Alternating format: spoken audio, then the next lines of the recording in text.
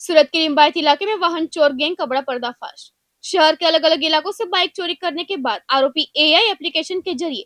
फर्जी duplicate RC book तैयार कर चोरी के वाहन बेच रहे थे। सूरत में लगातार हो रही वाहन चोरी की घटनाओं के बीच लिम्बायत पुलिस ने शातिर वाहन चोरों के खिलाफ बड़ी कार्रवाई की है। पुलिस को सूचना मिली थी कि वाहन चोरी में शामिल कुछ संदिग्ध नीलगिरी सर्कल के पास घूम रहे हैं। सूचना मिलते ही पुलिस टीम ने मौके पर पहुंचकर घेराबंदी की और मोहिन सुल्तान शेख और सोयब यूसुफ शेख को पकड़ लिया। पूछताछ में दोनों आरोपियों ने सूरत के अलग अलग इलाकों से बाइक चोरी करने की बात कबूल की। पुलिस के मुताबिक आरोपियों का चोरी करने के बाद वाहन बेचने का तरीका भी बेहद शातिर था। चोरी की बाइक को ठिकाने लगाने के लिए आरोपी एआई एप्लीकेशन की मदद से फर्जी डुप्लीकेट आरसी बुक तैयार करते थे और फिर इन फर्जी दस्तावेजों के आधार पर चोरी के वाहन बेच देते थे। जांच में लिम्बायत, गोडादरा, सारोली, उधना और पूना इलाके से चोरी किए गए Honda Shine, Hero Pleasure, Hero Splendor Plus, Suzuki Access, Passion Pro और टीवीएस जुपिटर समेत कुल 12 वाहन सामने आए। लिम्बायत पुलिस ने तकनीकी जाँच और मानव स्रोतों की मदद से दोनों आरोपियों को गिरफ्तार किया और उनके कब्जे से कुल 12 मोटरसाइकिल और मोपेड बरामद किए। पुलिस की इस कार्रवाई से वाहन चोरी के 12 अनडिटेक्टेड मामलों का भेद खुला है। अब पुलिस इस बात की भी जांच कर रही है कि फर्जी आरसी तैयार करने वाला नेटवर्क कितना बड़ा है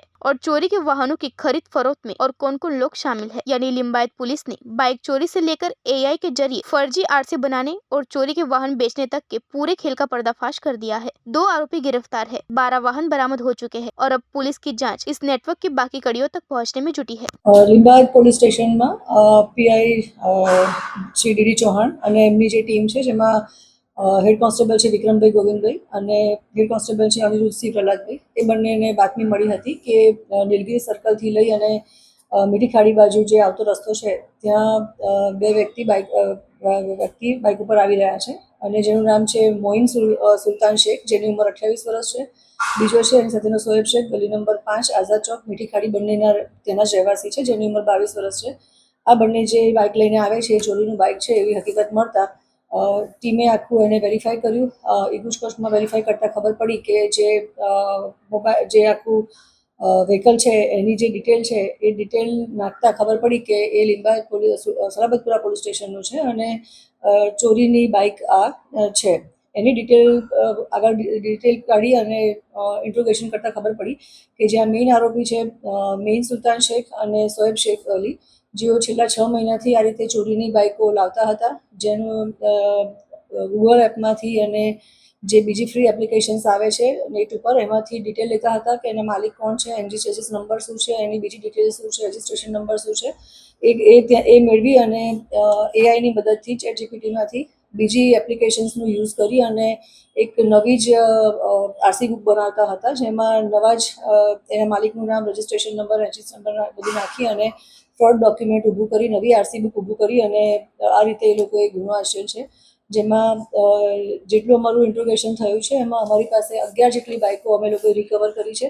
જેમાં લિમ્બાયત પોલીસ સ્ટેશનના 3 બાઇક એ લોકોએ ચોરી કર્યા છે, ગોડાદરાના 4 બાઇક ચોરી કર્યા છે, સારોલીના 3 છે, પૂણા પોલીસ સ્ટેશનનો 1 છે અને ઉધનાના એક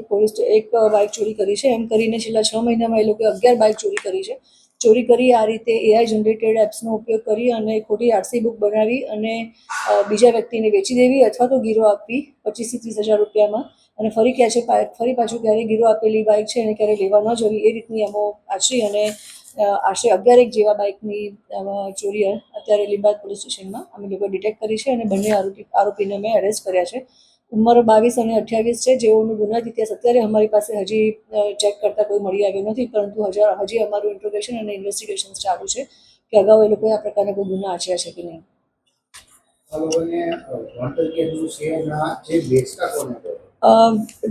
એ લોકો જેને જરૂરિયાત પોતે મજૂરી કરે છે એ લોકોનું એવું કોઈ હાયર એજ્યુકેશન નથી અને જેને જરૂરિયાત હોય, આજુબાજુના વિસ્તારમાં હોય અથવા તો પોતાના ઓળખીતા હોય અને એમને ગીરોમાં આ રીતે બાઇક આપતા હતા અને 25-30 હજારમાં કોઈ પણ વ્યક્તિ બાઇક ગીરોમાં આપે છે અને પાછળથી પૂછવા નથી આવતું તો ક્યારેય કોઈ વ્યક્તિ એને પાછું આપતું પણ નથી અને આ લોકો પણ એને પાછું લેવા માટે જતા નહોતા. અત્યાર પૂરતા અમારી પાસે જે આખી ઘટના સામે આવી છે અને આટલી 11 બાઇક ચોરી ડિટેક્ટ કરી છે એમાં 2 જ વ્યક્તિ સામે છે. હજી અમારી ઇન્વેસ્ટિગેશન્સ ચાલુ છે, જો બીજા નવા વ્યક્તિ એમાં ઇન્વોલ્વ છે તો તપાસ ચાલુ છે અને અમે એ લોકોને પણ એરેસ્ટ કરીશું.